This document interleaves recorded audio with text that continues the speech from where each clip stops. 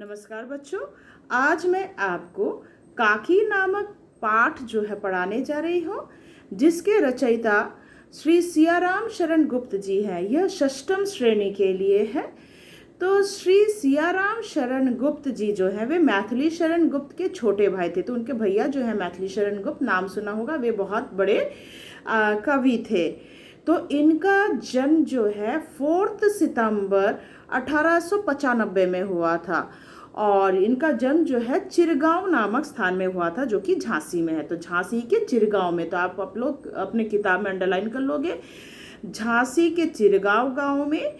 और उनका जो जन्म का तारीख है 4 सितंबर 1895 को आप अंडरलाइन कर लोगे।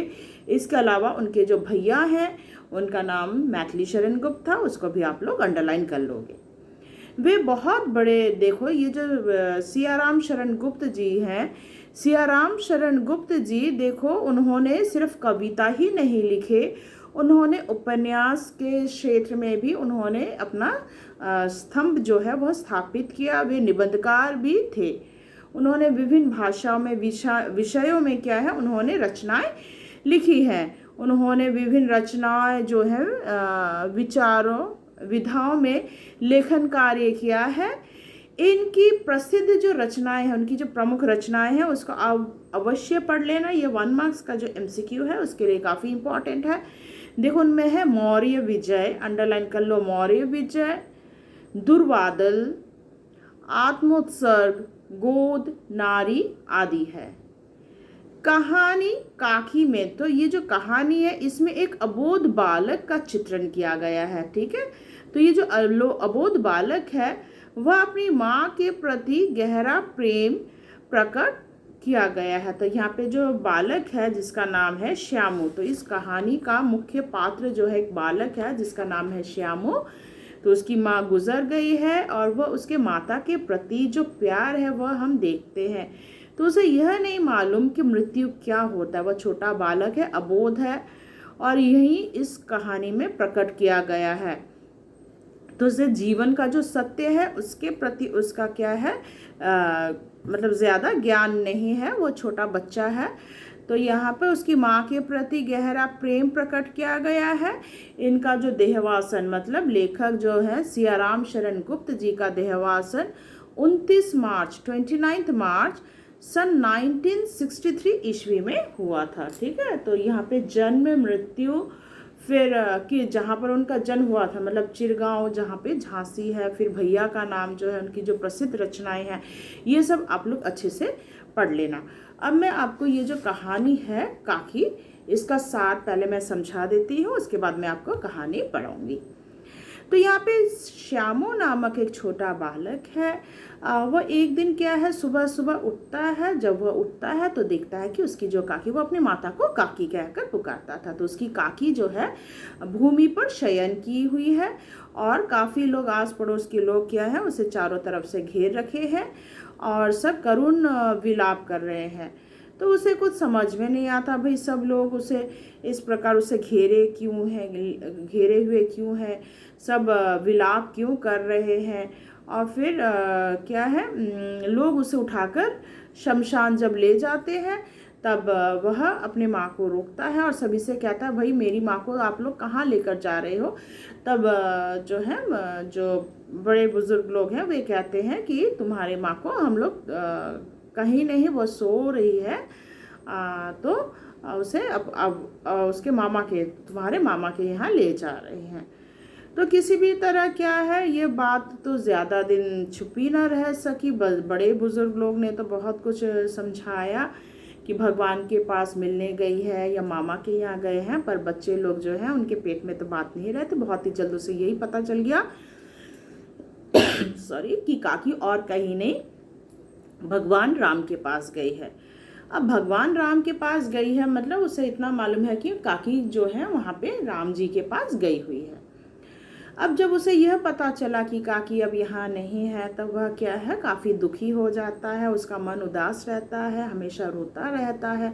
पर धीरे धीरे क्या है, उसकी जो विलाप, तो मतलब रोना, रुदन जो है वह तो कम गया, मगर उसके अंदर जो कष्ट था, वेदना था, वह नहीं घटता है। तो फिर एक दिन क्या है उसके मन में क्या है एक आइडिया आया कि क्यों ना, जब वह देखता है कि आसमान में काफ़ी पतंग उड़ रहे हैं तो उसके मन में भी विचार आया कि यदि मैं पतंग उड़ाऊं तो क्या है काकी शायद डोर पकड़कर नीचे आ सकती है। तो यही सोचकर क्या है वह उसके जो पिता है वह पिता का नाम था विश्वेश्वर, वह अपने पिता से जाकर कहता है पिताजी मुझे एक पतंग और डोर मंगवा दोगे। तो पिताजी तब अनमने थे, वे कहते हैं ठीक है बेटा मैं मंगवा दूंगा, ला दूंगा। मगर क्या है वे भी दुख में रहते हैं, मन उदास रहता है, तो फिर क्या है वे भी लाना भूल जाते, कई दिन बीत जाते हैं। अब बच्चा है, बालक है, उसका मन व्यग्र हो उठता है, उससे रहा नहीं जाता है। और एक दिन वो क्या करता है अपने काका के जेब से क्या करता है चवन्नी चुराता है। चवन्नी यानी 25 पैसा, ठीक है। वो एक स्टूल पर खड़ा होता है, जेब में टटोलता है, वहाँ से उसे क्या है 25 पैसा जो है चवन्नी मिलता है। और वह लेकर वह क्या करता है सुखिया दासी का जो बेटा था उसी का दोस्त था भोला, तो क्या है सुखिया दासी का बेटा जो है भोला को वह 25 पैसा चवन्नी देते हुए कहता है कि तुम किसी से मत कहना, अपनी दीदी से क्या है एक पतंग और डोर मेरे लिए मंगवा दोगे, पर ये बात किसी को पता नहीं चलना चाहिए। तो भोला वही करता है, तो पतंग और डोर मंगवाई जाती है। और तब श्यामू कहता है मालूम है ये पतंग और डोर क्या है, मैं अपनी काकी को क्या है भगवान के पास से नीचे उतारने के लिए मैंने मंगवाया है। अब भोला तो और ज़्यादा चालाक था, तब वो कहता है ये डोर तो पतली है, काकी अगर इसको पकड़कर उतरेगी ना तो ये डोर टूट जाएगा, टूटने का डर है। तो अगर मोटी रस्सी है मजबूत होगी ना, तो मोटी रस्सी अगर हो तो बेटर रहेगा। तब यह बात क्या है श्यामू के दिमाग में भी बैठ गया, पर अब लाएं तो कहाँ से लाएं, पैसे तो है नहीं, मोटी अगर रस्सी होती है तो सच्ची बात तो एकदम सही है, गिरने का तो डर नहीं है, पतला जो धागा है वह तो टूट जाने की संभावना है।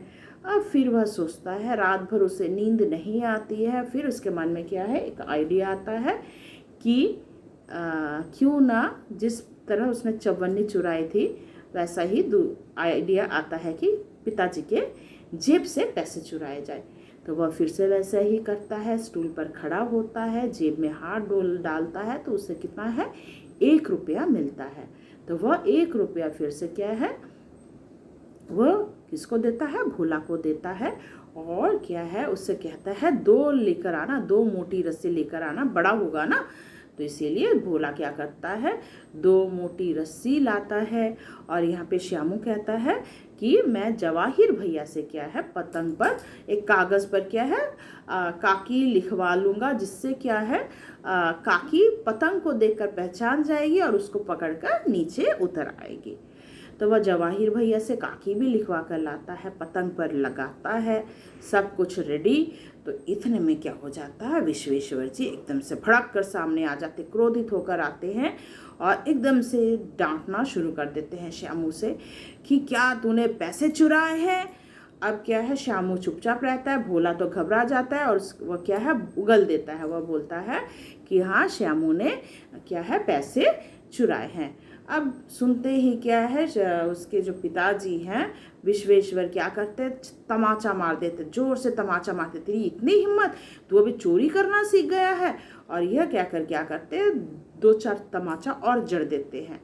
अब जब असली बात उन्हें पता चलता है कि उसने पतंग क्या है अपने काकी को उतारने के लिए, मतलब माता जी को उतारने के लिए क्या है ये पतंग और डोर मंगवाया है, तब ये बात जानते ही जिस पर पतंग पर क्या लिखा हुआ था काकी भी लिखा हुआ था, तो ये बात जब विश्वेश्वर जी को पता चला तो वे एकदम से हक्के बक्के रह गए। तो ये जो है ये कहानी का सारांश है, आशा करती हूँ आपको समझ में आया होगा। तो दूसरे पार्ट में मैं आपको कहानी शुरू कर दूँगी। धन्यवाद।